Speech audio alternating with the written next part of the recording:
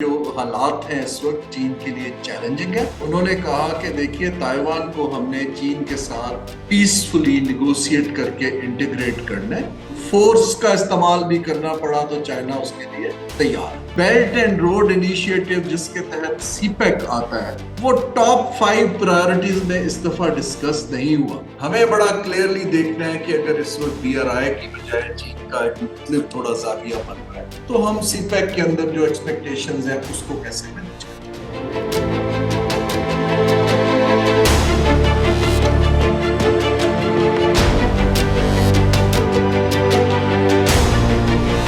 السلام علیکم دوستو. آج کل چین میں کمیونسٹ پارٹی کی بہت بڑی کانگریس چل رہی ہے. ہر 5 سال کے بعد یہ اجلاس ہوتا ہے. اس میں بڑے بڑے عہدے ہیں, یا تو وہ ریٹین کیے جاتے ہیں یا تبدیلیاں ہو جاتی ہیں جو پولٹ بیورو ہے ان کا. اس کے ساتھ ساتھ اعلیٰ ترین قیادت یعنی سیکرٹری جنرل اور جو صدر بھی ہوتے ہیں ملک کے,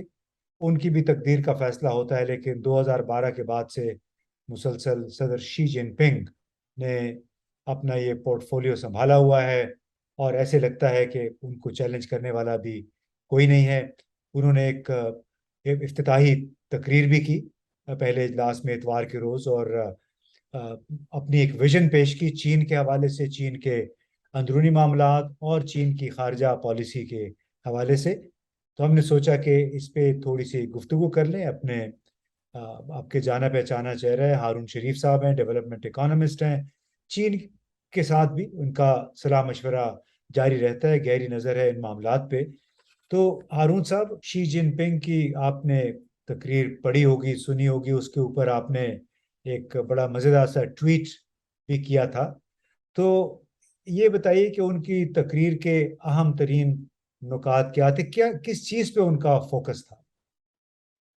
جی دیکھیں, پہلی بات تو یہ ہے کہ ہمیں سمجھنے کی ضرورت ہے کہ یہ ایک بہت ہی اہم ڈیولپمنٹ اس وقت چین میں ہو رہی ہے کہ اگلے 5 سال کے لیے ایک سمت کا تعین کیا جا رہا ہے, اور اس سمت کے تعین اور نئی جو وہ سلیکشنز ہوں گی, سینٹرل کمیٹی کی ہوگی, سیکرٹری جنرل کی ہوگی, اس کا پاکستان, چین اور خطے کے اوپر بھی اثر پڑے گا, اور پاکستان کا تو ڈائریکٹ اس سے لنک بنتا ہے. تو جو انہوں نے, مجھے سمجھ آیا ہے جو ابھی تک کی ڈیلیبریشنز ہیں پہلے دن کی, although یہ اجلاس تو پورا ہفتہ چلے گا, یہ ہر 5 سال کے بعد کانگریس ہوتی ہے چائنا کی کمیونسٹ پارٹی کی, جس کے اندر یہ فیصلے کیے جاتے ہیں کہ ہم نے اگلے 5 سال کے لیے کیا ایجنڈا ہے. تو انہوں نے شی جن پنگ جو سیکرٹری جنرل بھی ہیں اور چین کے صدر بھی ہیں دوسری ٹرم میں, انہوں نے جو اگلا رکھا ہے اپنا ایجنڈا, پہلے تو انہوں نے اپنی اچیومنٹس کو ہائی لائٹ کیا کہ ہم نے غربت کو کیسے ختم کیا, ہم نے یہاں خطے کے اندر شیئرڈ پراسپیرٹی کے لیے کیا کام کیے, ہیلتھ یونیورسل کا کوریج کیسے دیا. لیکن ساتھ ہی انہوں نے کوشچن کیا کہ جو پچھلے 2-3 برس تھے وہ کافی چیلنجنگ رہے ہیں دنیا کے لیے بھی اور چین کے لیے,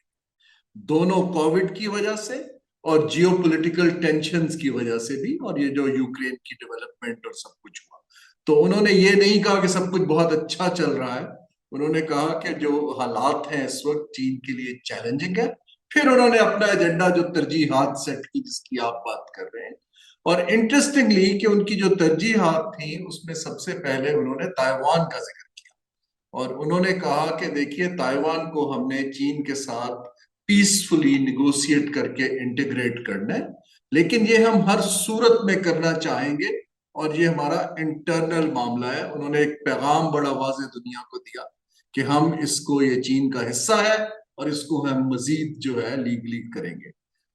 عام طور پہ تائیوان کے سوال کو وہ ترجیحات میں کچھ تیسرے چوتھے درجے پر آتا تھا, لیکن نظر آ رہا ہے کہ ان کی, اور جہاں تک انہوں نے ان بٹوین لائنز کہا کہ اس میں اگر خدا نہ خواستہ فورس کا استعمال بھی کرنا پڑا تو چائنا اس کے لیے تیار ہے. دوسری نیشنل کوہیژن کی بات کی کہ ہم نے معیشت کو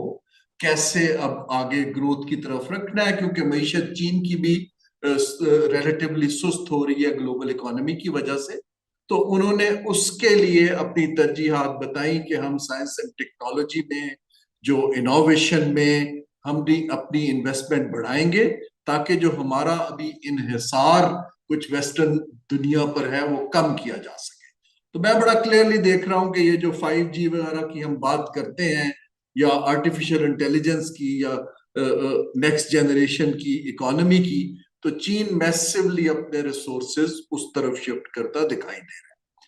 تیسری چیز انہوں نے بات کی کہ ہم سکلز اور ایجوکیشن میں انویسٹمنٹ کرنا چاہتے ہیں اپنی ورک فورس کے اندر۔ اب اس کے دو پہلو ہیں، ایک تو یہ ہے کہ آبویسلی ایجوکیشن لیول بہتر کرنا ضروری ہے ان کو، ایکوٹیبل ڈسٹریبیوشن کے لیے، پبلک پالیسی کے لیے، انوویشن کے لیے، لیکن اس میں ایک بڑا امپورٹنٹ پوائنٹ یہ ہے جو مجھے لگ رہا ہے کہ چین غالباً اب اپنے ٹرینڈ لوگوں کو ملک سے باہر کم بھیجے گا، کیونکہ ان کو انٹرنل ڈیولپمنٹ کی فوکس بڑھتا چلا جا رہا ہے۔ تو یہ ایک بڑا کلیئر پیغام وہاں پر آیا کہ ہم ایجوکیشن سیکٹر میں کریں گے۔ Interestingly belt and road initiative جس کے تحت سی پیک آتا ہے، وہ ٹاپ 5 پرائرٹیز میں اس دفعہ ڈسکس نہیں ہوا، اس کی بجائے ایک گلوبل ڈیولپمنٹ انیشیٹو کی بات کی گئی کہ چین کیسے دنیا کی اکانومیز کے ساتھ انٹیگریٹ کرے گا تاکہ ایک دنیا کے اندر امن بھی ہو سکے، اسٹیبلٹی بھی آ سکے اور ڈسپیرٹیز کم ہو سکے خطے کے اندر۔ لیکن جو ایک بڑا اسپیسیفک فوکس تھا کنیکٹیوٹی کا جو کہ ان کا چل رہا ہے، غالباً اس کی دو وجوہات ہیں۔ ایک تو یہ ہے کہ کافی حد تک اس کے آبجیکٹیوز چین نے میٹ کر لیے اور بیسک کنیکٹیوٹی ہو گئی ہے، اب یہ خود بخود بلٹ ہوتا جائے۔ دوسرا یہ ہے کہ چین کو اس وقت ریسورسز اپنے انٹرنل ڈیولپمنٹ کے لیے زیادہ چاہیے، تو ٹیکٹیکلی ابھی اس کے اوپر ان کی توجہ اب وہ ٹاپ پرائرٹی کی نہیں ہے جو پہلے تھی۔ تو یہ میں اس کو ریڈ کر رہا ہوں۔ اب دلچسپ صورتحال یہ ہے کہ آیا وہ اگلی ٹرم کے لیے سلیکٹ ہو پاتے ہیں، جو اس کا چانس بڑا برائٹ ہے، لیکن کانسٹیٹیوشنلی تیسری ٹرم کے لیے ان کو امینڈمنٹ کرنی پڑے گی، کیونکہ چین کی کمیونسٹ پارٹی کے اندر سربراہ جو ہے وہ 2 ٹرم کے لیے لگایا جاتا ہے۔ تو ابھی تک تو پریزیڈنٹ شی اور ان کا ویژن لوگ خرید بھی رہے ہیں، سپورٹ بھی کر رہے ہیں، لیکن اب یہ 1 ہفتے کے بعد یہ فیصلہ آئے گا کہ یہ کس سمت میں جاتا ہے۔ اچھا یہ بتائیے، اتنا بڑا اجتماع ہوتا ہے ہر 5 سال کے بعد چین میں، اور چین کی قیادت، سیاسی کارکن یہ کہتے ہیں کہ یہ چینی جمہوریت ہے، چین کا جمہوری طریقہ کار ہے کہ لوگ اکٹھے ہوتے ہیں چھوٹے چھوٹے گاؤں سے، ضلعوں سے، اور جو کینٹنز ہیں وہاں سے آتے ہیں اور یہاں پہ آ کے اپنا اظہار خیال کرتے ہیں اور قیادت کا انتخاب بھی کرتے ہیں۔ اس بات پہ مغربی ممالک کو کیوں اعتراض ہے؟ کیوں وہ چین کو بھی ایک مخصوص نظر سے دیکھتے ہیں، اور ان کے مطابق چونکہ یہاں پہ کمیونسٹ پارٹی ہے لہٰذا یہ کوئی جمہوریت نہیں ہے، اور یہاں پہ ایک پارٹی رول کے ذریعے انسانی حقوق کی خلاف ورزیاں ہوتی ہیں، تو should the West be really bothered about it؟